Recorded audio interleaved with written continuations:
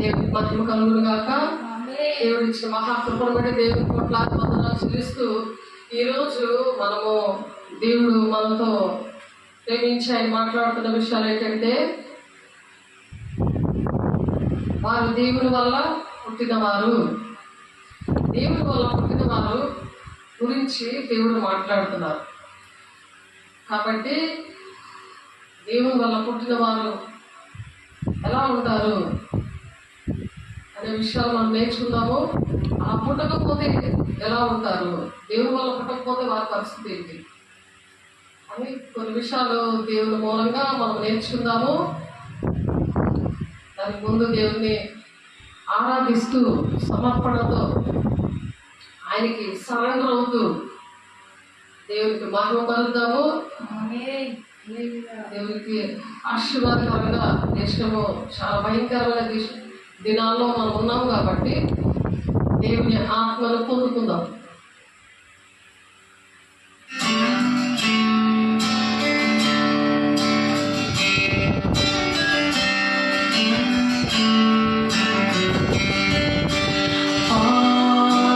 Jesus, I surrender all to Him, my freely give.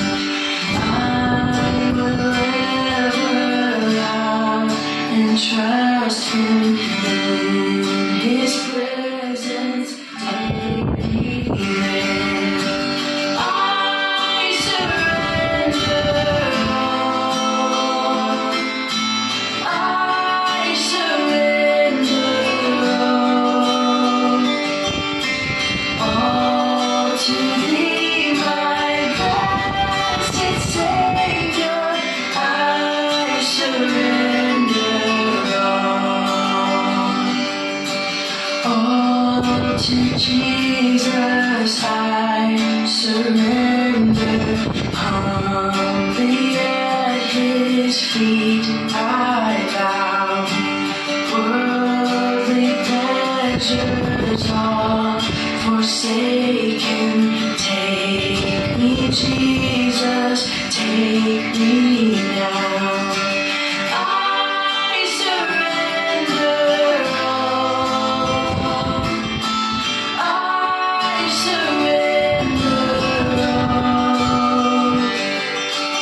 all to Thee, my blessed Savior. I surrender all to Jesus. I surrender. Make me Savior, holy night. Let me feel the Holy Spirit. Truly know that Thou art mine. I surrender all. I surrender all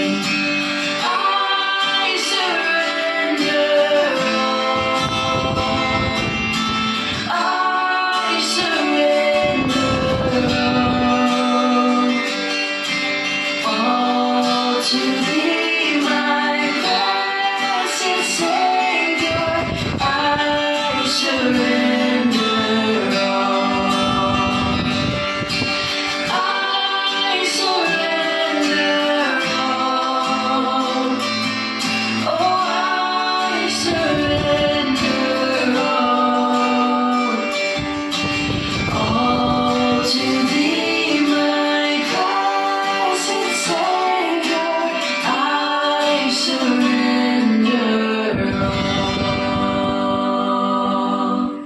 దేవునికి మహిమ కలుగుగాక.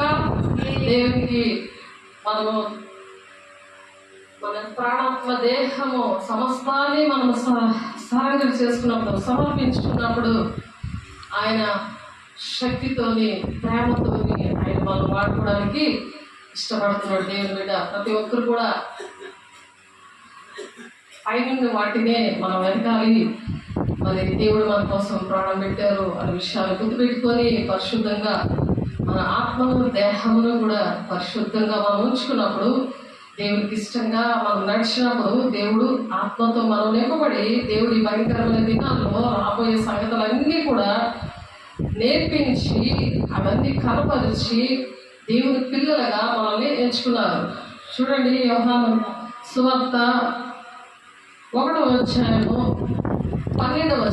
తన్ను ఎందరు అంగీకరించారో వారికి అందరికీ, అనగా తన నామమునందు విశ్వాసం ఉంచిన వారికి దేవుని పిల్లలకు ఆయన అధికారం అనుగ్రహించబడను. ఆయన అధికారం ఇచ్చాడు దేవుని పిల్లలుగా మనం ఉండడానికి. కాబట్టి వారే దేవుని వల్ల పుట్టిన వారే కానీ, వారు దేవుని వల్ల పుట్టిన వారే కానీ రక్తము వలనైనను, శరీరేచ్ఛ వలనైనను, మనుష్యేచ్ఛ వలనైనను పుట్టిన వారు కాదు. ఎప్పుడైతే శరీరేచ్ఛ వలనైనా పుట్టారనుకోండి, వాళ్ళు ఏంటంటే ఇంట్లో విషయాలు ఏ బాధలు వచ్చినా సరే అదే బాధతోటి నలిగిపోతూ ఉంటారు. దుష్టుడు వాళ్ళలో ఉండి, పరిశుద్ధాత్మ దేవుడు వాళ్ళలో లేక ఆ శరీరేచ్ఛలు, శరీరం విషయంలోనే మనసు పెట్టుకుంటూ ఉంటారు. అలా మనసు పెట్టుకోవడం బట్టి మరి వాళ్ళకి మనశ్శాంతి అనేది ఉండదు. ప్రార్థనకి జవాబులు రావు. ఎందుకంటే చూడండి, యెషయా 59:2 మీ పాపములు ఆయన ముఖమును మరుగుపరిచెను గనుక ఆయన ఆలకింపకున్నాడు. ప్రార్థన చేస్తారు కానీ దానికి ఫలితాలు ఉండవు. ఆయన ఆలకించడు. ఆయన మరి ఆ ప్రార్థనకి జవాబులు రావు. దేవుడి పిల్లలుగా ఉన్నామనే విషయము తెలుసుకున్నప్పుడు దానికి జవాబులు వస్తాయి. అనుక్షణము కూడా దేవుడు మాట్లాడే దేవుడు, అనుక్షణము కూడా నడిపించే దేవుడు. మరి దేవుని కంచె కాపుదల దేవుడు ఇస్తాడు. ప్రతి సమస్య నుండి విడిపిస్తాడు. కంచె వేసి తండ్రి చిత్తాన్ని నెరవేర్చడానికి వాళ్ళకి ఒక దాహం ఉంటుంది, ఒక వేదన ఉంటుంది, ఒక దుఃఖం ఉంటుంది. వాళ్ళు దేవునికి ఇష్టంగా వాళ్ళు ఎటువంటి పరిస్థితుల్లో ఉన్నా, శ్రమైన, ఖడ్గమైన, హింసైన, ఉపద్రవమైన నా ప్రేమ నుండి ఎడబాపునా అని పౌలు ఏ విధంగా చెప్పాడో ఆ విధంగా ఆ పరిశుద్ధాత్మ దేవుడు ఆ విధంగా నడిపిస్తాడు. లేకపోతే ఒక దిగులు, ఒక బెంగ, ఒక మానసికంగా మనసు చాలా నలిగిపోతుంది, శరీరము బలహీనంగా ఉంటుంది. కారణం అదే. కాబట్టి ఆయన తాను సృష్టించిన వాటిలో మనము ప్రథమ ఫలముగా ఉండినట్లు సత్య వాక్యం వల్ల మనలను తన సంకల్పము ప్రకారము ఆయన కన్నాడు అనమాట. మనం కన్నాడు. అందుకనే దేవుని మూలంగా మనం పుట్టాము. 18:18 దేవుడికి మూలంగా పుట్టినప్పుడు దేవుని విషయాలే అలా ఆలోచిస్తారు. అలాగా దేవుడు మనల్ని పిలుచుకుంటాడు. గర్భములో రూపించబడక ముందే మనల్ని ఎంచుకుంటాడు. అలా ఎంచుకున్నప్పుడు వారికి దేవుని విషయాలు చాలా మరి ఆ బాధ్యతలు అవన్నీ కూడా చాలా ఇష్టంగా వాళ్ళు అంగీకరిస్తారన్నమాట. కాబట్టి కావున మీరు ప్రభువైన క్రీస్తు యేసును అంగీకరించిన విధముగా ఆయన యందు వేరు పారిన వారే ఇంటి వలె కట్టబడుచున్నారు. ఒక ఇల్లు, నీ దేహము దేవుని ఆలయంగా ఉన్నది కదా, దాన్ని ఇల్లు వలె దేవుడే కడుతుంటాడు. దేవుడికి మహిమ కలుగుగాక. కొలస్సీయులకు రాసిన పత్రిక 2:6 నీ దేహము దేవునికి ఆలయంగా ఉందా లేదా అది ఆలోచించుకోవాలి. దేవుడు ఉన్నాడా, దుష్టుడు ఉన్నాడా? శారీరకంగా ఉన్నావనుకో శరీరానుసారం మనసు పెట్టుకుంటారు, ఆత్మానుసారం మనసు పెట్టుకుంటారు. శరీర సంబంధం అన్నీ కూడా దేవుని రాజ్యానికి పనికిరానివి. ఆత్మ సంబంధమైనవన్నీ కూడా దేవుని రాజ్యం వెళుతూ శరీర సంబంధమైన విషయాలు కూడా, ప్రాబ్లమ్స్ కూడా ఆటోమేటిక్గా దేవుడు అది క్లియర్ చేస్తాడు. దేవునికి మహిమ కలుగును గాక. అలాగా దేవుడు జాబ్లు ఇస్తాడు, విడిపిస్తాడు. అందుకే మీకేది కావాలో మీ పర్లకి తెలుసు అంటున్నాడు ఆయన. నువ్వు మాట విన్నప్పుడు, దేవుని మూలంగా నువ్వు పుట్టినప్పుడు మాత్రమే అవి జరుగుతాయి దేవుని బిడ్డ. అందుకనే దేవుని మూలంగా పుట్టినప్పుడు మనకి ప్రశాంతత ఉంటుంది. ఏ విషయమైనా ఎలాంటి సమస్య అయినా చిటికలో మనం సాల్వ్ చేసుకోగలం. మనం చేస్తాము, ఇంకొకరికి చేయగలము, మనం సాల్వ్ మన దేవుడు చేస్తాడు. దేవుడు అలాగా తండ్రి అయిన దేవుడు పిల్లల విషయంలో అలాగే ఉంటాడు. అన్యాయస్తుడు కాదు ఆయన దేవుడు కదా. దేవుని కుమారుడి విషయంలో ఆయన మన కోసము మనకు ప్రాణత్యాగం చేయడానికి, మన కోసం మనల్ని ఎంతగా ప్రేమించి మన పాపక్షేమం రావడానికి, మానవ రక్షణ కోసము తండ్రి అయిన దేవుడు ఎంతగా ఆలోచించాడో మీరు ఒకసారి జ్ఞాపకం చేసుకోండి. మరి ఈ కడవరి కాలంలో మరి ఈ ఉపవాస దినాల్లో ఆ విషయాలు మనం ఎప్పుడు కూడా జ్ఞాపకం చేసుకోవాలి. అలా కృతజ్ఞత పూర్వకంగా మన విన్నపాలను తెలియజేయాలి. తండ్రి చిత్తమే ఏమేమి ఉన్నదో అనేది తెలుసుకోవాలి. కాబట్టి ఆయన తన స్వకీయుల యుద్ధకు వచ్చిన ఆయన స్వకీయులు ఆయన అంగీకరింపలేదు. నువ్వు వెళ్తున్నావా నీ స్వకీయుల దగ్గరికి, నిన్ను అంగీకరించరు, నిన్ను ఇష్టపడరు. ఏసీ ఇంట్లోనే అంగీకరించలేదు. తన స్వకీయుల దగ్గరికి వెళ్ళినప్పుడు వాళ్ళు నిన్ను అంగీకరించరు, నిన్ను కూడా అంగీకరించరు. నువ్వు వెళ్ళకు అని చెప్తున్నాడు దేవుని బిడ్డ. యోహాను సువార్త 1:11 తను ఎందరు అంగీకరించారో, దేవుడిని ఎవరైతే అంగీకరిస్తారో వారికి అందరికీ, అనగా తన నామమందు విశ్వాసం ఉంచే వారికి. విశ్వాసం అనుకుండా, విశ్వాసం లేకుండా దేవునికి ఇష్టడేమిటి అసాధ్యం. నా దేవుడు తండ్రి చిత్తాన్ని నెరవేర్చడానికి నేను దేవుని మూలంగా పుట్టాను కాబట్టి నన్ను దేవుడు గొప్ప చేస్తాడు, నన్ను ఆశీర్వదిస్తాడు, నా పట్ల ఉన్న ప్రణాళిక నెరవేర్చుకుంటాడు. ఆ విషయంలోనే మనం గురి ఎద్దకే పరిగెట్టినప్పుడు అప్పుడు నీ తండ్రి చిత్తం నెరవేర్చినప్పుడే కదా ఆ ఇంటి వాళ్ళు వచ్చి నిజంగా దేవుని కుమారుడే అన్నారు. అలాగే నీ కోసం నా కోసం కూడా దేవుడు అలాగే చేస్తాడు. కాబట్టి తన్ను ఎందరు అంగీకరించారో వారికి అందరికీ, అనగా తన నామమునందు విశ్వాసం ఉంచే వారికి. ఆయన నామమునందు విశ్వాసం ఉండాలి. అవిశ్వాసంగా ఉంటే ఏం చేయడైనా నీ జీవితంలో తండ్రి చిత్తం నెరవేర్చబడదు. అలాంటప్పుడు నీ ఇంటి విషయంలో ఎలాగ నెరవేర్చబడతాయి, ఈ గ్రామాలన్నీ ఎలా రక్షించబడతాయి, దేశం కోసం ఎలా ప్రార్థన చేయగలరు. కాబట్టి దేవుని మూలంగా మనం పుట్టాలి. దేవుని మూలంగా పుట్టినప్పుడు దేవుని కోసము పరిగెట్టాలి. దేవుని ఆత్మతో నింపబడి తండ్రి చిత్తం ఏంటి నా పట్ల, దాని విషయంలో నువ్వు సహకారిగా ఉండాలి. దేవుని రాజ్యం కట్టడానికి దేవుని విషయాలు అర్థం చేసుకోవాలి. దేవుడు మాట్లాడతాడు, నువ్వు ఈరోజు ఈ పని చేయి, నువ్వు ఈరోజు ఈ మాట్లాడు, ఈ పని చేయి, ఈ విషయాల్లో నువ్వు వాళ్ళ విషయంలో నువ్వు ప్రార్థన చేయి, వాళ్ళ పరిస్థితులలో కూడా ఇవన్నీ కూడా దేవుడు బయలుపరుస్తాడు. కాబట్టి దేవుని పిల్లల విషయంలో మనం బాధ్యత వహించాలి. కాబట్టి తనను అందరూ అంగీకరించారో వారందరికీ, అనగా తన నామమందు విశ్వాసం ఉంచి వారికి దేవుని పిల్లలకు ఆయన అధికారం అనుగ్రహించారంట. అటువంటి అధికారము మనకి ఇచ్చారు. దేవుని పిల్లలు అవ్వడానికి అధికారం ఉంటుంది. ఆ అధికారాన్ని బట్టే దుష్టుడును మనం ఎదిరించగలము. దుష్టుడు మనం వినము. దుష్టుడు వాడు ఎంత మనం బాధ పెడుతుంటే వాడి మాట ఇంకెనము. ఎన్నిసార్లు వింటాము దుష్టుడి మాట?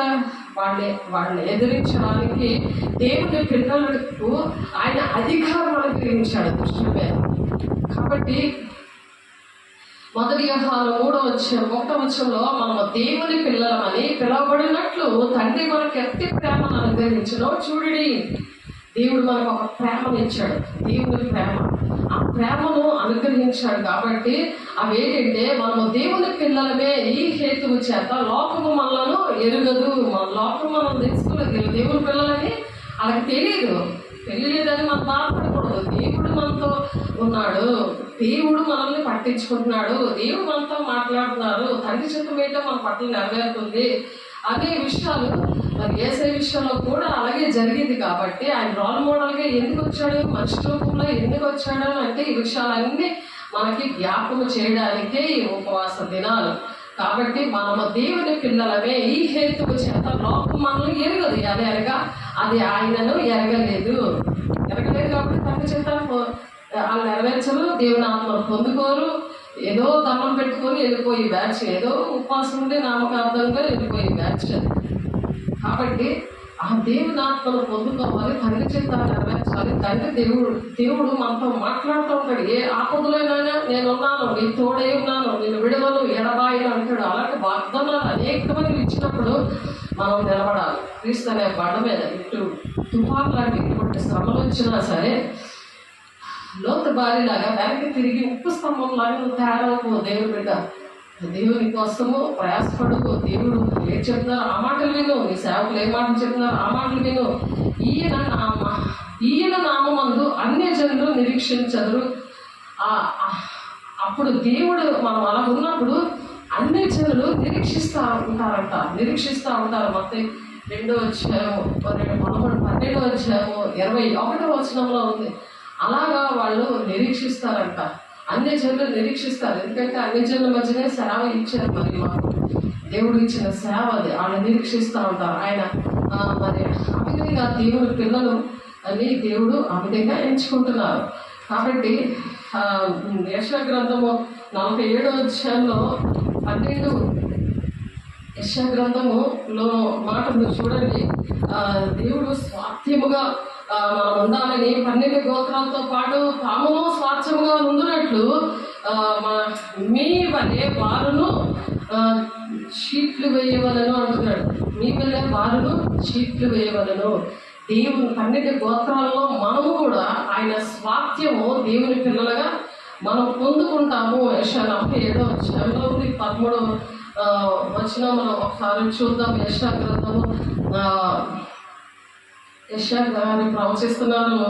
మనం 12 గోత్రాలలో మరి వారితో పాటు మనం ఆ విధంగా ఉండడానికి, దేవుని పిల్లలుగా మనము ఉండడానికి దేవుడు సహాయం చేయుగాక. మహిమగల దేవుడు. కాబట్టి యెషయా 47వ అధ్యాయం 13వ వచనం 47వ అధ్యాయము 47 చూడండి. 44వ అధ్యాయం ఒకసారి తీయండి. 44వ అధ్యాయము 13వ వచనము.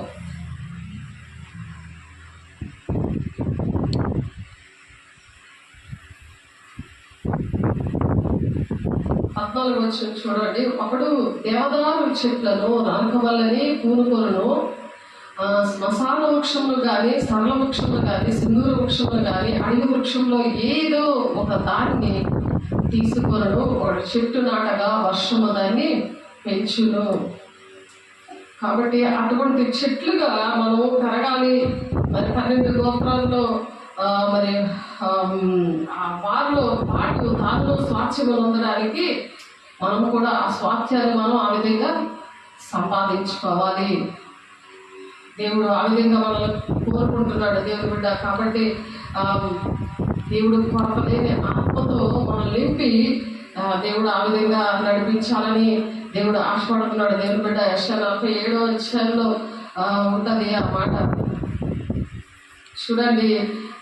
1 నుండి 12వ వచనం వరకు కూడా మరి మోకాళ్ళ లోతు సరిపోదు, నడుము లోతు సరిపోదు అంటున్నారు దేవునాత్మను పొందుకోవడానికి.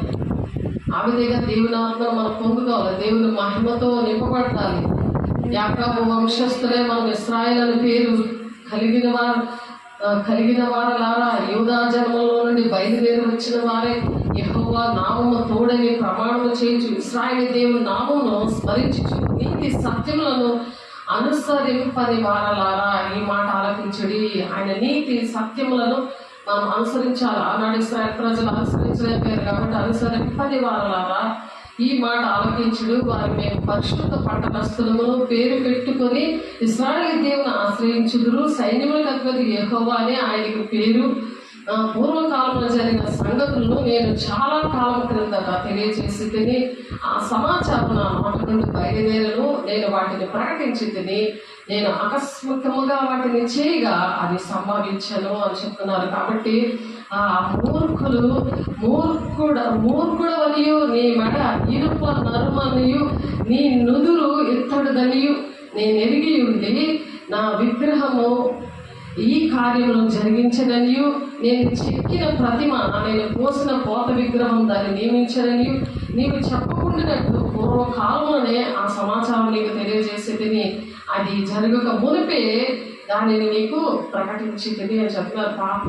ఎప్పుడైతే దేవుడు ఎంచుకుంటారో వాళ్ళు వినలేనప్పుడు వారి విషయంలో దేవుడు ఆ మూర్ఖత్వంతో వాళ్ళు శరీరానుసారులుగా ఉంటున్నప్పుడు అటువంటి వారి విషయంలో యెషయా 48వ అధ్యాయంలో ఈ మాటలు చెప్తున్నారు దేవుని బిడ్డ.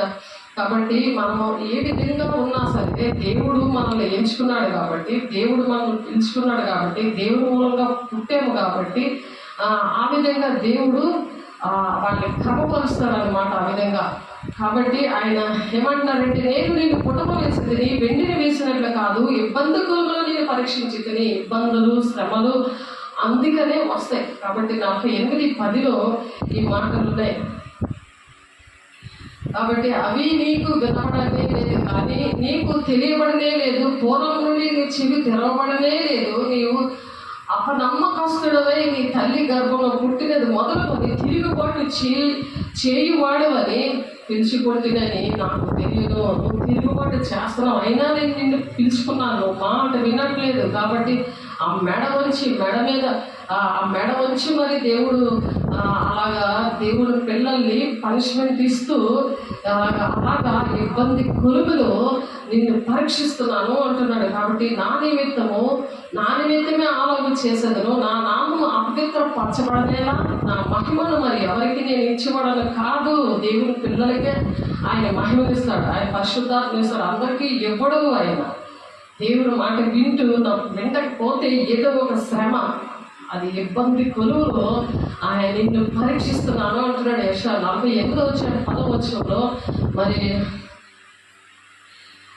ఆ విధంగా దేవుడు సరి చేసుకుంటాడంట. అలాగా దేవుని పిల్లల్ని సరి చేసుకొని ఆయన నేనే ఆజ్ఞ ఇచ్చిన వాడను, నేనే అతను పిలిచితిని, నేనే అతను నిర్వహించితిని, అతని మార్గం తేజరీలను, నా ఎద్దుకు రండి ఈ మాట ఆలకించుడి అంటున్నాడు. నా ఎద్దుకు రండి ఈ మాట ఆలకించండి, నేనే ఆజ్ఞ ఇచ్చాను. దేవుడు ఇస్తేనే మనము దేవుని మాటలు వినగలము, దేవుని పని చేయగలము, దేవునికి ఇష్టంగా జీవించగలము, దేవుని మూలంగా పుట్టగలము.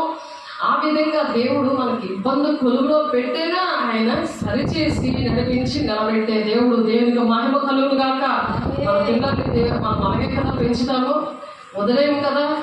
కాబట్టి ఆది నుండి నేను రహస్యంగా మాటలని వాడను కాను, అది పుట్టిన కాలము మొదలుకొని నేను అక్కడ ఉన్నవాడను. ఇప్పుడు ప్రభువుకు యెహోవాయు ఆయన ఆత్మీయుడు నన్ను పంపాను, ప్రభువుకు యెహోవా ఆత్మ నన్ను పంపించాడు. కాబట్టి నీ విమోచకుడును ఇశ్రాయేలు పరిశుద్ధ దేవుడైన యెహోవా ఇలాగ సెలవిచ్చుచున్నాడు, నీకు ప్రయోజనం కలుగునట్లు నీ దేవుడైన యెహోవానకు నేనే నీకు ఉపదేశము చేయదును, నీవు నడవలసిన త్రోవను నిన్ను నడిపించదను అంటున్నాడు. దేవునికి మహిమ కలుగుగాక. యెషయా 48:17 నన్ను అలాగే దేవుడు నడిపించాడు. దేవుడు అంటే అది కీర్తన 32:8 ఉందన్నమాట. ఇక్కడ యెషయా 47:17 ఉన్నమాట కీర్తనలో నెరవేర్పన్నది నా జీవితంలో జరిగింది. దేవుని బిడ్డ, నీవు నా ఆజ్ఞలు ఆలకింపు వల్ల నేను ఎంతో కోరుచున్నాను, ఆలకించేయడంలో నీకు క్షేమము నది వలన నీ నీటి సముద్ర తరంగం వల్ల ఉంటాయంటున్నాడు. నువ్వు వింటావా? ఈ దినాన్ని నువ్వు వింటావా అని అడుగుతున్నాడు. నీవు నా ఆజ్ఞలు ఆలకింపవలనని నేను ఎంతో కోరుకుంటున్నాను. దేవుడు నేను ప్రేమించి మాట్లాడుతున్నాను. దేవుని బిడ్డ, ఆలకించడంలో నీ క్షేమం నది వల్ల ప్రవహిస్తుందట. చూడు, నీ క్షేమం ఎలా ఉన్నది, నది ఎలా ప్రవహిస్తాదో. ఈ భయంకరమైన దినాల్లో ఎడారి లాంటి జీవితాలు అన్నీ కూడా కరువు, యుద్ధాలు, మరి అనేకమైన శ్రమలు తో నింపబడిన ఈ దేశంలో మనము ఏంటంటే ఇప్పుడు గ్యాస్ ఉండట్లేదు, కరువు వచ్చేస్తుంది. ఇవన్నీ కూడా అనేకమంది వైరల్ అవుతున్నాయి. మీరు చూడండి, ప్రతి పరిస్థితులు కూడా చాలా బాధాకరంగా ఉంది, భయంకరంగా ఉన్నాయి. కాబట్టి నీవు నా ఆజ్ఞలు ఆలకింపవాలని నేను ఎంత కోరుచున్నాను అంటే, దేవుడు ఇప్పటికైనా ఒక తీర్మానం చేసుకొని దేవుని ఆజ్ఞలు పాటించాలి. నీ క్షేమము నది వలె ప్రవహించాలి గాక, నీ నీటి సముద్ర తరంగం వలె ఉండును గాక, నీ సంతానం ఇసుక వలె విస్తారమగును గాక, నీ గర్భఫలము దాన్ని రేణువుల వలె విస్తరించును, వారి నామము నా సన్నిధి నుండి కొట్టివేయబడదు, మరువబడదు అంటున్నాడు దేవుడు. దేవుని ప్రేమించాలి. దేవుని పిల్లలుగా పుట్టిన వారి విషయంలో దేవుడు బాధపడుతూ దేవుడు మన రమ్మని ఆజ్ఞాపిస్తున్నాడు. దేవుని మాటలు వినడానికి, ఆయన ఆజ్ఞలు పాటించడానికి ఎడారి స్థలంలో ఆయన వారిని నడిపించను. వారి దప్పికొనలేదు. రాత్రి కొండలో నుండి వారి కొరకు ఆయన నీళ్లు ఉపుక చేశాను. కొండల్లో నుంచి నీరు ఉపుక చేశాడంట. ఆయన ఎంత గొప్ప శక్తివంతుడు, ఆయన ప్రేమ కలిగిన దేవుడు. కొండలాగా ఉండాలి హృదయమో, అందులో వచ్చి జీవజలం నదిని ప్రవహింప చేస్తానంటున్నాడు. దేవుని బిడ్డ, ఒకసారి ఆలోచించు. నీళ్లు ఉపుక చేయను, ఆయన కొండను చీల్చగా నీరు ప్రవాహము వరే బయలుదేరే దేవుని బిడ్డ ఒకసారి ఆలోచించిన దుష్టులకు నెమ్మది ఉండదని యెహోవా సెలవిస్తున్నాడు. దుష్టత్వం ఉందనుకో ఒంటిలో వాళ్ళకి నెమ్మది ఉండదు, శాంతి ఉండదు, సమాధానం ఉండదు. అదే దేవుని మాట విన్నామనుకో ఎడారి స్థలముల్లో అంటే ఏమీ లేని ఎడారి స్థలముల్లో అలాంటి జీవితాలను వారిని నడిపిస్తారట. వారు దప్పికొనలేదు. రాత్రి కొండలో నుండి వారి కొరకు ఆయన నీళ్లు ఉపగా చేశాడు. ఆయన కొండల్లో చేర్చగా నీళ్లు ప్రవాహం బయలుదేరిందంట. ఆ జీవజాల నది మన ఒంటిలో ప్రవహిస్తున్నప్పుడు దేవుని అగ్ని జ్వాల వంటి కన్నులు గలవాడే, అపరించబడి పాదములు గలవాడే ఆయన మనలోనికి వస్తాడు. మనం ఆ విధంగా మనం ధైర్యముగా మనం తండ్రి చిత్తాన్ని నెరవేర్చగలము. దేవునికి మహిమ కలుగును గాక. పరిశుద్ధాత్మడానికి వందనాలు. 1 Corinthians 6:16 వేశ్యతో కలుసుకున్న వాడు దానితో ఏకదేహమై ఉన్నాడని మీరు ఎరుగరా అంటున్నారు. వేశ్యతో కలుసుకోవడానికి వెళ్తున్నామా? ఏకదేహం అయిపోతాం వాడికి ఏకీపిస్తుంటుంటే. లేకపోతే దేవుడు ఏమంటున్నారు అంటే మీరు అటువలే ప్రభువుతో కలుసుకున్నవాడు ఆయనతో ఏకాత్మై ఉన్నాడు. ప్రభువుని కలుసుకొని ఉంటుంది. ఎప్పుడు కూడా ప్రభువుని కలుసుకుంటుంటారు. కానీ వేశ్య అంటే లోక స్నేహం చేస్తున్న వాళ్ళతో ఉండకూడదు. వ్యభిచారాల ఇలోక స్నేహం దేవునితో వైరమని మీరు ఎరుగరా? దేవుని వాళ్ళ శత్రువులు. ఆ శత్రువుల దగ్గర నువ్వు వెళ్ళకూడదు. దేవుని బిడ్డ ఒక పొద నడిగిన అగ్ని జ్వాలగా యెహోవాతో అతనికి ప్రత్యక్షమైందంట మోషే గారు. దేవుని మాట మీద వచ్చినప్పుడు అగ్ని వల్ల పొద మడుతుంది కానీ పొద కాలిపోలేదు. నిర్గమకాండ 3:2 ఉంది అన్నమాట. దేవుని బిడ్డ అలా పొదవనే నీ మంట అనేది హృదయంలో ఉంటుంది కానీ నీ శరీరమే మండిపోదు. కాబట్టి ఆ పొద కాలలేదు. దేవుని శక్తితో ఆ విధంగా మోషే గారు ఆ విధంగా ఇశ్రాయేలు ప్రజల్ని నడిపించగలిగారు. 6 లక్షల జనాభాను పైన నడిపించగలిగారు ఆయన. కాబట్టి మన పట్ల దేవునికి ఉన్న ప్రణాళిక అది. కాబట్టి అయితే ఆయన వల్ల పొందిన అభిషేకము మీలో నిలుచుంది కనుక, అటువంటి అభిషేకము మీలో నిలబడింది కనుక మీరు ఎవడనో మీకు బోధింపనక్కర్లేదు అని చెప్తున్నారు. యోహాను సువార్తలోని 1 యోహాను సువార్త 2:27 నీకు ఎవరు బోధించగల దేవుడు నీతో ఉంటే దేవుడు నడిపిస్తాడు. దేవుడు నడిపిస్తే మేలా లేకపోతే మనుషులు నడిపిస్తే మేలా? మనుషుల మాటలు వింటావా? దేవుడి మాటలు వింటావా? వేషంతో కలుస్తావా? దేవునితో కలుస్తావా? ఒకసారి ఆలోచించు. దేవుని బిడ్డ ఒకసారి లోకానుసారమైన బిడ్డలతో మనం కలవకూడదు. లోకానుసారమైన మనుషుల్లో అనేకమైన సాతాను మోకుంటుంది. నీకు అర్హత లేకుండా నువ్వు సాతాను వెళ్ళగొట్టే శక్తి నీలో వచ్చినప్పుడు నిన్ను దేవుడు అది కూడా వెళ్ళమంటే కలుసుకోవడానికి వెళ్ళాలి. వేష్యతో కలుసుకోవడానికి వెళ్ళి నువ్వు మాట్లాడితే ఆ వేష్య నిన్ను ఏం చేస్తుంది? శక్తి లేనప్పుడు అందుకే అభిషేకంతో నింపిన తర్వాతే దేవుడు శిష్యుల్ని పంపించాడు. మీరు మేడగదిలో ఉండండి, అగ్నిజ్వాలం అంటే ఆత్మను పొందుకోండి, అప్పుడు బయలుదేరండి ఆపాడు దేవుడు. అక్కడ 120 మంది 500 మందిని పిలిస్తే 500 మంది తిరుగుబడి చేశాడు. కానీ అందులో 120 మంది మాత్రమే 10 రోజులు ఉపవాసం ఉండి ఆ మేడగదిలో దేవుని యొక్క ఆత్మను పొందుకున్నారు. ఆ దేవుని ఆత్మను పొందుకున్న వాళ్ళే ఈనాడు దేవుని పిల్లలుగా ఉన్నారు. దేవుని మూలంగా పుట్టిన వాళ్ళు మాత్రమే. అందుకే కొద్దిమంది భయపడద్దు, ఇరుకు మార్గంలో ప్రవేశించ పోరాడండి అంటున్నాడు. ఇదొక పోరాటం. కాబట్టి శ్రమల గుండానే దేవుని రాజ్యానికి వెళ్తాము అని ఉంది. ఆ పోరాటం అనేది చాలా ఈజీగా ఉంటుంది. అగ్నిజ్వాల బట్టి ఆత్మను పొందుకున్నాం. అపోస్తలుల 14:22 నుండి మరి చాలాసార్లు మీతో చెప్పడమైంది. శిష్యుల మనసులు దృఢపరిచి విశ్వాసములు నిలకడగా ఉండవాలని నీవు శ్రమలు అనేక శ్రమలు అనుభవించి మనము దేవుని రాజ్యంలో ప్రవేశించవలనని వారికి హెచ్చరిక చేస్తున్నాడు పౌలు గారు. కాబట్టి శ్రమలు అనేవి అవి ఎన్నదగినవి కాదు. కాబట్టి దేవుడు ఉన్నప్పుడు ఆ శ్రమలు మనకు చిటికలోనే మాయమైపోతాయి. ఎందుకంటే దేవుని ఆత్మ ఉన్నప్పుడు దేవుడు నడిపిస్తాడు. కాబట్టి ఆ భారం అంతా దేవుడే మోస్తాడు. దేవుడే మనకి పోషిస్తాడు, నడిపిస్తాడు. ప్రతిదీ ధైర్యం ఇచ్చేవాడు ఆయనే. భర్త ఉన్నాడు, సృష్టికర్త అనే దేవుడు భర్త ఉన్నాడంటే ప్రతిదీ భరిస్తాడు. నీ బాధలు, నీ కన్నీరు, నీ వేదన, నీ దుఃఖము, నీ సమస్యలు అన్నీ కూడా యేసు నామములో మీకు అటువంటి పరిస్థితులను విడుదల ఇచ్చునుగాక. యేసు నామములో, మహిమ గల నామములో పరిశుద్ధాత్మ దేవుడిని పొందుకోండి. మరి మీ పాపము ఆయన ముఖమును మరుగుపరిచిన గనుక ఆయన ఆలకింపుకున్నాడు మీ ప్రార్థనలు. కాబట్టి పాపం నొప్పుకోండి, దిద్దుబాటు చేసుకోండి. దేవుని బిడ్డలారా ఆలకించుకున్నాడు. నువ్వు ఎన్నిసార్లు వేషంతో కలుసుకోవడానికి వెళ్తున్నావు, లోకానుసారమైన జీవితాల్లో ఉన్న వాళ్ళతో నువ్వు కలుసుకుంటున్నావు, వాళ్ళ కోసం నువ్వు ప్రయాసపడుతున్నావు. వాళ్ళ మాట విని నువ్వు లోబడి వాళ్ళ మాట ఇచ్చినావు కానీ దేవుడి మాట వినట్లేదు. వాళ్ళకి ఏకిపిస్తున్నావు కానీ దేవుని మాటలకి లోబడట్లే, దేవుని ఆజ్ఞలు పాటించట్లే, దేవునికి ఇష్టంగా నడవలేకపోతున్నావు. దేవుని బిడ్డ నువ్వు దేవుని బిడ్డవే, దేవుని మూలంగా పుట్టావు, జాగ్రత్త. ఒకసారి జ్ఞాపకం చేస్తున్నాడు దేవుడు. 1 యోహాను 2వ అధ్యాయము చూడండి, మీకోసం చదువుతున్నాను. 1 యోహాను 2వ అధ్యాయము ఒకసారి చూడండి. 1 యోహాను 2వ అధ్యాయం రాసుకోండి. చక్కగా మీరు పర్సనల్గా గది తలుపులు మూసుకొని ప్రార్థించండి. దేవునితో ఏకమవడానికి దేవునితో కలుసుకోండి. ప్రభువుతో కలుసుకున్నవాడు వాడు ఆయనలో ఏకాత్మ అయి ఉన్నాడు. ఆయనతో ఏకాత్మ అవ్వాలి. అప్పుడు నీకు హృదయం తేలిగ్గా ఉంటుంది, బాడీ తేలిగ్గా ఉంటుంది, నీకు ఆరోగ్యం ఉంటుంది, మనశ్శాంతి ఉంటుంది. దేవుడు నీ పట్ల ఏ ప్రణాళిక ఉందా ఆయన జరిగిస్తాడు. ఈ భయంకరమైన దినాల్లో ఎత్తబడే గుంపులో నువ్వు కూడా పెళ్లి కుమార్తె సంఘంలో పొగుడతావు. మరి ఎవరికి చెప్పాలో వాళ్ళందరికీ చెప్పిస్తాడు.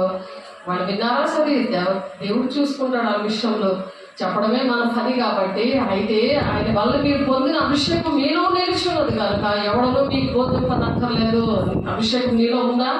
ఎవరు బోధించగలదు, ఎవరు నేను నడిపించగలదు. దేవుడే నేను నడిపిస్తాడు. అప్పుడు నీకు తెలుస్తుంది దేవుడు నడిపిస్తే ఎలా ఉంటుంది. మనుషులు నడిపిస్తే నా జీవితం ఎలా నడిచింది, దేవుడు నడిపిస్తే నా జీవితం ఎలా ఉంది, ఎంత సుఖంగా ఉంది. అభిషేకం మీలో నిలబడి ఉండాలి. అది కనుక ఎవడను మీకు బోధింపనక్కర్లేదు. ఆయన ఇచ్చిన అభిషేకం సత్యమే కానీ అబద్ధము కాదు. అది అన్నిటినీ గూర్చి మీకు ఏం చేస్తుంది? బోధిస్తున్న ప్రకారంగాను, ఆయన మీకు బోధించిన ప్రకారంగాను ఆయనలో మీరు నిలిచి ఉన్నారు. ఆయనలో మీరు వెళ్ళి నిలబడుతున్నారు. ఆయన మీరు నిలబడితే ఎవరు నడుస్తూ ఉంటారు? ఎవరు నడుస్తారు? దేవుడు నడుస్తాడు. మీలో నిలబడాలి దేవుడు. కాబట్టి చిన్నపిల్లలారా, ఆయన ప్రత్యక్ష మగునప్పుడు ఆయన రాకడేందు మనం ఆయన ఎదుట సిగ్గుపడక ధైర్యం కలిగి ఉండినట్లు మీరు ఆయన ఎందుకు నిలిచి ఉండండి. ఆయన వస్తున్నాడు. ఇప్పుడు రహస్య రాకడలో ఆయన స్వరము వింటున్న వాళ్ళు, మరి సంగమంలో ఆత్మ చెప్పుచున్న మాట చెవి గలవాడు వినుగా అన్నాడు కదా. జ్ఞానేంద్రియాలు అంటే ఆయన వస్తున్నప్పుడు ఆ ఘోర మధ్యాకాశంలో ఊదినప్పుడు అది వినపడుతుంది. కనురెప్ప పాటలో పెళ్లి కుమార్తె సంఘముగా ఎత్తబడే పరిస్థితులు అన్నీ కూడా వాక్యము అన్నీ అర్థమవుతాయి. అంత్యక్రీస్తు మరి వన్గోళ్ళు ఆర్డర్ రావడానికి సిద్ధంగా ఉంది. ఆ విషయాలన్నీ దేవుడు నాతో మాట్లాడతారు. కాబట్టి చిన్నపిల్లలారా, ఆయన ప్రత్యక్షమవుతున్నప్పుడు ఆయన రాకడేందు మనం ఆయన ఎదుట సిగ్గుపడక ధైర్యం కలిగి ఉండినట్లు మీరు ఆయన ఎందు నిలిచి ఉండడి. ఆయన నీతి మంతుడని మీరు ఎరిగి ఉన్న ఎడల నీతిని జరిగించే ప్రతివాడును ఆయన మూలంగా పుట్టాడని ఎరుగుదము. నీతిని నువ్వు జరిగిస్తున్నావు అనుకో, ఆయన మూలంగా నువ్వు పుట్టావని నీకే అర్థమవుతుంది అని చెప్తున్నారు. కాబట్టి ఆయన మూలంగా మనం పుట్టామని, ఆయన అభిషేకము సత్యమైనదని నమ్మాలి.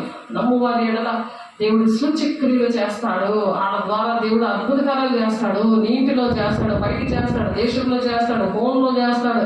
అది అనుభవాలతో దేవుడు మాట్లాడుతున్నాడు. అనేకమైన అనుభవాలు దేవుడు మాట్లాడిన ఈ 2 రోజులు దేవుడు అనేకమైన విషయాలు మాట్లాడాడు. ఆ విషయాలు దేవుడు కూడా బోధిస్తున్నారు. కాబట్టి అటువంటి సాక్ష్యాలు దేవుడికి ఇవ్వడం బట్టి మరి ఈ విధంగా దేవుడు నిలబెట్టాడు. ఆ విషయాలన్నీ కూడా మరి యోహాను సువార్త 14:17 ఉన్నాయి. 1 యోహాను 3:24 ఉంది. ఇర్మియా 31:33 నుంచి 34 ఉంది. యోహాను సువార్త 4:14 ఉంది. అలాగే యోహాను సువార్త 8:31 32 ఉంది. అలాగే ఎఫెసీ 4:21 ఉంది. 1 తిమోతి 2:7 ఉంది. కొలస్సీలు 2:6. అలాగే ఇటువంటి విషయాలన్నీ కూడా ఉన్నాయి. కాబట్టి ప్రభు మనసు ఎరిగి వారికి బోధించేవాడు ఎవడు అని ఉంది. కాబట్టి 16 1 కొరింథీ 2:16 10 నుంచి 16 ఉంది. మనకైతే దేవుడు వాటిని తన ఆత్మ ద్వారా బయలుపరుచున్నాడు. మనకైతే ఎవరి వల్ల బయలుపరిచాడు? దేవుని ఆత్మ వల్ల కొన్ని విషయాలు మనకు బయలుపరుస్తాడు. దేవుడు ఏ సమస్యలు ఉన్నా, ఎవరి కోసం ప్రార్థన చేసినా, దేవుడు మనకి బయలుపరచడం, మనకి ధైర్యంగా, మనకి చింత మరి ఒక వేదన దుఃఖం ఉండదు కదా. కాబట్టి మనకైతే దేవుడు వాటిని తన ఆత్మ ద్వారా బయలుపరుచున్నాడు అని చెప్తున్నారు. కాబట్టి చూడండి, 1 కొరింథీ 2:10 ఉంది ఆ మాట. ఒకసారి చూడండి, 1 కొరింథీ రాసిన పత్రిక అన్నమాట చూద్దాం. 1 కొరింథీ రాసిన పత్రిక 2:10. 1 కొరింథీ 2:10. మనమైతే దేవుడు వాటిని తన ఆత్మ వల్ల బయలుపరుచున్నాడని, ఆత్మ అన్నిటినీ దేవుడు మర్మములు కూడా పరిశోధించుచున్నాడు. ఒక మనుషుల సంగతులు అతనిలో ఉన్న మనుషాత్మగా కానీ మనుషుల్లో మరి ఎవరికి తెలియదు. మనుషాత్మ అంటే మనుషుల సంగతులు తెలుస్తాయి, దేవుని సంగతులు కానీ తెలియదు. ఈ విషయాలు అర్థం కానే కావు. ఎవరికి అర్థమవుతుంది? దేవుని మూలంగా పుట్టిన వారు ఎవరు అందరూ. అలాగే దేవుని సంగతులు దేవుని ఆత్మకే కానీ ఎవరికి తెలియవు. దేవుని ఆత్మకే దేవుని విషయాలు అర్థమవుతాయి. ఈ భయంకరమైన దినాల్లో దేవుడు అంచె దినాలు అందరూ అందుకే ఆత్మ కుమరిస్తా అంటున్నారు. మతము కులము భేదము లేకుండా అందరి మీద మన ఆరాధన చర్చలో ఉన్నప్పుడు 10:44 ఉంది. అన్ని జనులతో సహా దేవుని ఆత్మతో నింపబడ్డారు అక్కడ ఆ వాక్య ప్రకారము. కాబట్టి మనము ఏ విధంగా ఉన్నాము ఈ అంచె దినాల్లో? దేవుని మూలంగా పుట్టామా లేదా అని ప్రతి ఒక్కరూ చెక్ చేసుకునే దినాల్లో ఉన్నాము. కాబట్టి దేవుని రాజ్యం వెళ్ళడానికి, సిద్ధపడడానికి, ఎత్తబడే గుంపులో ఉండడానికి ఆత్మను కలిగి ఉండాలి, పరిశుద్ధాత్మను కలిగి ఉండాలి. దేవుని రాకడ సూచనలు అన్నీ అర్థమవుతాయి, కానీ అంతము వెంటనే రాదు అంటున్నాడు. కాబట్టి అటుగా ఆత్మీయ తన బలహీనతను చూసి సహాయం చేస్తున్నాడు. ఎలాగా మనం యుక్తముగా ఎలాగో ప్రార్థన చేయాలో మనకు తెలియదు, కానీ ఉచ్చరింప సఖ్యముగా మూలుగులతో ఆయన ఆత్మ తానే మన పక్షంగా విజ్ఞాపన చేస్తున్నాడు. మనం చేయలేము. ఒక పాయింట్ ఎన్నిసార్లు చేస్తాము? కాబట్టి ఆత్మ అయిన దేవుడు భాషలతో మాట్లాడుతూ అలా గంటలు ప్రార్థన చేయడానికి, దేవుని ఆత్మతో కొరతలేని ఆత్మతో నింపబడడానికి యోహాను 3:34 ఉంది. అలాగే అటువంటి విషయాలకి విధేయత కానివాడు జీవము చూడగానే ఉగ్రత చూస్తాడు అని, వారి తల మీద ఉగ్రత నిలబడుతుందని 36 ఉంది. కాబట్టి మనకి దేవుని ఆశీర్వాదం కావాలని ఈ ఉగ్రత దినాల్లో మనం ఆ విధంగా తప్పించుకొని సుఖశాంతంతో ఉండాలని దేవుడు ఆశపడి చెప్తున్నారు. దేవుని బిడ్డ మరియు హృదయములను పరిశీలించేవాడు ఆత్మ మనస్సు ఏదో, ఆత్మ యొక్క మనసు ఏదో ఎరుగును. ఎవరు? దేవుడు మన హృదయాలని ఎరిగిన దేవుడు. ఆత్మ యొక్క మనసు ఏంటి అని ఎరుగుతాడు దేవుడు. కాబట్టి దేవుడు చూస్తున్నాడని భయంతో ఉండాలి, మనుషులు చూస్తున్నట్టు కాదు.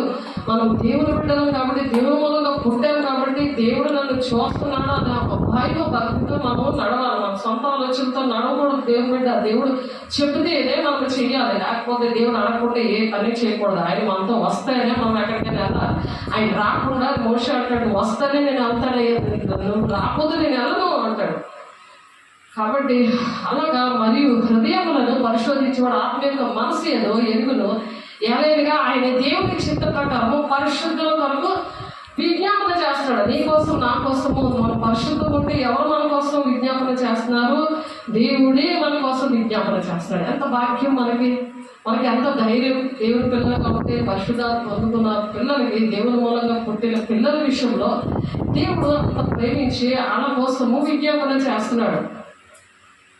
కానీ మనుషాత్మ ఉన్న వాళ్ళు, లౌకికాత్మ ఉన్న వాళ్ళు, బ్రహ్మచాత్మ ఉన్న వాళ్ళు ఎరగరు అని ఉంది వాళ్ళకి ఎవరు.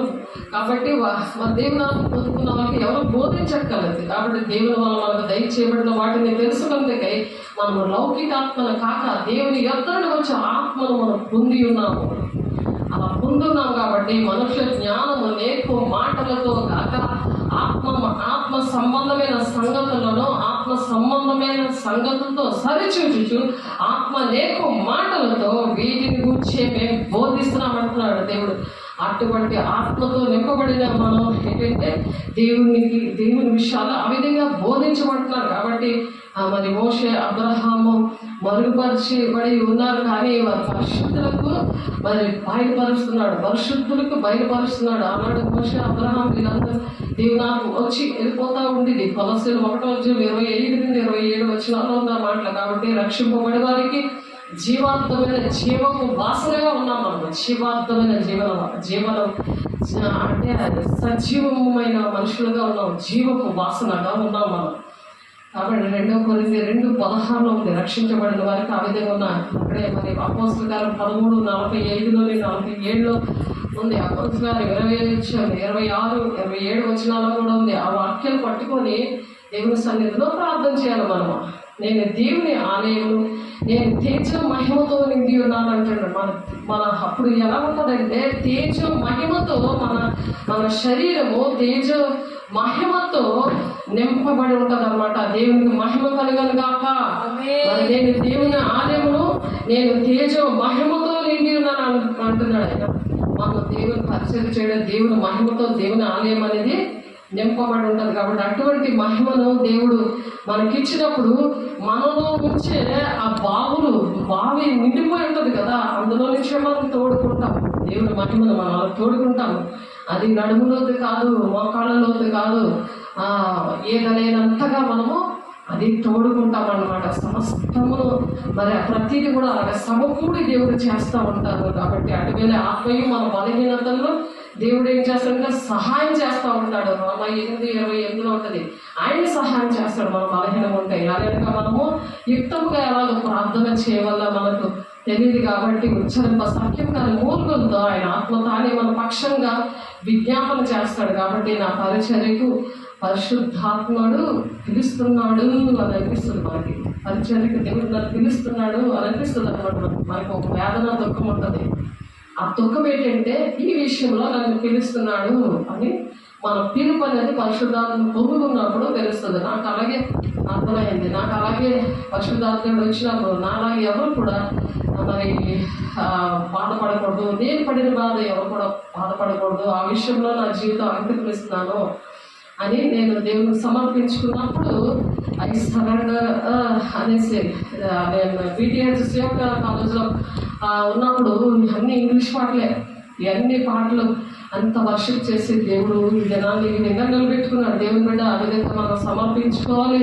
యెహోవా ఇలా సెలవిస్తున్నాడు, నువ్వు బాలుడు అనవద్దు అంటాడు. ఇర్మియా అయితే నాకేమి రాదు, నేను బాలుడిని అంటాడు. ఇర్మియా అయితే అలా నువ్వు అనవద్దు, నేను పంప వారి వద్ద నుండి నీవు పోగలను, నేను ఎక్కడికైతే నేను పంపిస్తాను నువ్వు అక్కడికి వెళ్ళాలి అని చెప్తాడు. ఇది అందరూ బాలుడనయ్యా అని అంటే అలాగా దేవుడు ఆ శక్తిని ఇస్తాడు. కాబట్టి నేను ఆజ్ఞాపించిన సంగతులన్నీ నువ్వు చెప్పాలి అంటాడు. ఆ బాలుడు చిన్నపిల్లాడు చెప్తే వింటారా ఎవరైనా? కానీ ఇర్మియా విషయంలో అలాగ జరిగింది. గర్భంలో పులిపించబడక ముందే ఆయన నేర్చుకున్నాడు. సమయాలు కూడా ఆ విధంగా బాలుడిగా ఉన్నాడు, పాలు తాగే పరిస్థితిలో ఉన్నప్పుడు దేవుడు ఆయనతో మాట్లాడాడు. నీళ్ళు కుమ్మరించినట్టు తన తల్లి అన్న అలా కుమ్మరించినప్పుడు, సమయాల్ని సన్నిధిలో పెంచినప్పుడు దేవుడు ప్రతి ఒక్క మనిషితో పాలు విడిచిన టైం నుండి కూడా దేవుడు మాట్లాడుతున్నాడు. కానీ నీతో మాట్లాడుతున్నాడా? దేవుడు ద్వారా పుట్టావా లేదా అని దేవుడు అడుగుతున్నాడు. బిడ్డ ఒకసారి ఆలోచించు. ఆత్మతో నింపబడి సేవ దురాత్మను వెళ్ళగొడుతూ ఉండాలి. దురాత్మలు ఎక్కడ పడితే అక్కడ దురాత్మలు మోకలా ఉన్నాయి. నువ్వు వెళ్తుంటే అలాగా దేవుడు నీలో నిలబడినప్పుడు అవి అలా సైడ్ అయిపోతుంటాయి. నేను చూసి నువ్వు అడిగేస్తుంటే అలా సైడ్ అయిపోతాయి, ఇలా సైడ్ అయిపోయి వెళ్ళిపోతూ ఉంటాయి. అలాగా అవి పరిగెడుతూ ఉంటాయి. అలాంటి దినాల్లో మనం ఉన్నాం. పాపంలో శాపంలో నిండిపోతున్న దినాల్లో ఉన్నాం. కాబట్టి చిన్నపిల్లలారా, మీరు దేవుని సంబంధంలో మీలో ఉన్నవాడు లోకములో ఉన్నవాడి కంటే గొప్పవాడు. లోకములో ఉన్నవాడు ఎవరు? సాతానుడు. వాడి కన్నా గొప్పవాడు. కాబట్టి నువ్వు ఎలా ఉండాలి? దేవుని పోలికలో ఉండాలి, దేవుని మూలంలో పుట్టాలి. కాబట్టి దేవుని దగ్గర అడగాలి. దేవుని వల్ల తను ఎందరు అంగీకరించారో అందరికీ దేవుని పిల్లలు అవటకు ఆయన అందుకే అధికారం ఇచ్చాడు. నీకున్న అధికారము దేవుడు అధికారం ఇచ్చాడు నాకు అని చెప్పి నువ్వు తండ్రి చిత్తాన్ని నెరవేర్చాలని దేవుడు ఆశపడుతున్నాడు. దేవుని బిడ్డ రహస్య 4:10 ఉంది. మరి యోహాను సువార్త 4:11 ఉంది ఆ మాట. కాబట్టి దేవుడు అట్టి కృపను ఇవ్వాలని ఆశపడ్డాము, ప్రార్థన చేస్తున్నాము. మహిమ గల దేవాలయానికి వందనాలు ఆయన. నీ నామం బట్టి మొరపెట్టువాడు అప్పుడును లేకపోయాడు అని బాధపడుతున్న దినాల్లో ఉన్నాం ప్రభా. నీ నామాన్ని బట్టి ఎవరు మొరపెట్టలేకపోతున్నారయ్యా. యెషయా గారు ప్రవచిస్తున్నారు 64:7 ప్రభా. వాడప్పుడు నీ మూలంగా నాయన నీ నామమును బట్టి ఎవరు మొరపెట్టట్లేదు. ఆయన తండ్రి నాయన నిన్ను ఆధారం చేసుకుంటే తను తాను అయ్యా నా తండ్రి నాయన వెతుకువాడు ఎప్పుడు కూడా లేడు అంటున్నాడు కనుగోలు వాడు ఎవరు కూడా లేరు అంటే బాధపడుతున్నావు అయ్యా. నువ్వు దుఃఖపడుతున్నావు తండ్రి. నాయన నీవు మాకు ముఖము చాట చేసుకుని ఉన్నావు. అందుకే మా దోషముల చేత నీవు మమ్మను నాయన కరిగించి ఉన్నావు నా తండ్రి. నాయన మా దోషముల చేత నీవు మమ్మల్ని ప్రభా కనికరించండి, కృప చూపించండి ప్రభా. అయా అవి మరుగుపరచబడి ఉన్నాయి. అందుకే దేవుడు ప్రార్థన ఆలకించుకున్నాడు అని చెప్తున్నాను. ఆయన దేవుని చేత నూతన పరచబడడానికి సహాయం దయచేయండి అయా తండ్రి. వారిని నూతనమైన జనాంగముగా రోమ 8వ అధ్యాయము 29 ప్రకారం నా తండ్రి నూతనమైన జనాంగము నూతన పరచండి. నీ రక్తం ద్వారా, నీ పరిశుద్ధ రక్తం ద్వారా అయా తండ్రి మా కోసం నువ్వు ప్రాణం పెట్టావు ప్రభా. నాయన తండ్రి మీరు మమ్మల్ని కన్నారు ప్రభా, మమ్మల్ని పెంచినారు ప్రభా నా తండ్రి. అయా మీరు మాలో ఉండి నాయన నడిపిస్తున్నారు ప్రభా. మీ వందనాలు. అనేక మంది బిడ్డల విషయంలో అయా పాసన్నిధికి వస్తున్నాం ప్రభా. ప్రతి ఒక్కరిని దర్శించండి, మాట్లాడండి. వాక్య స్వరూపే ప్రతి ఒక్కరిలో కూడా మీ సన్నిధానం ఉంచండి. నీ మహిమతో నీ మహిమతో నీ మహిమతో నింపండి.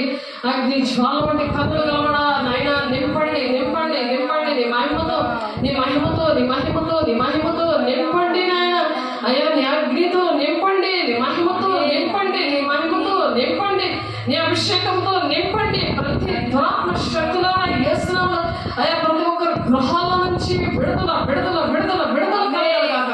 నీ మహిమతో నింపబడాలి కాక, నీ అభిషేకంతో నింపబడాలి కాక, నీ మహిమతో నింపబడాలి కాక, నీ సాక్షిగా నిలబడాలి కాక. చేస్తున్నాము మీరే అధ్యక్షుడు వహిస్తున్నందుకు నాయన నీ ప్రణాళికను నాయన మీరు నెరవేర్చుకుంటున్నందుకు పరిశుద్ధాత్మడ కొరత లేని ఆత్మతో మీరు నింపుతున్నారు ప్రభా. అందరూ అంగీకరించిన వారు దేవుని పిల్లలుగా ఉండడానికి అధికారము దేవుని నామంలో మీరు ఇచ్చారని నీకు వందనాలు. ప్రతి ఒక్కరికి మీరు అధికారం ఇచ్చినందుకు మీకే వందనాలు స్తోత్రాలు చెల్లిస్తూ యేసయ్య పరిశుద్ధ నామంలో బ్రతిమలాడి వేడుకుంటున్నాం తండ్రి. ఆమేన్. తండ్రి యొక్క దీవెన, కుమారుని యొక్క కృప, పరిశుద్ధాత్మ యొక్క నిత్య సహవాసము ప్రభా సదా కాలమునైన మా అందరికి తోడే ఇచ్చింది కాక. ఆమేన్. దేవునికి మహిమ మహిమ మహిమ, దేవునికి మహిమ కలుగును గాక. God bless you. దేవుడు మిమ్మల్ని దీవించి ఆశీర్వదించిన గాక. ఆమేన్.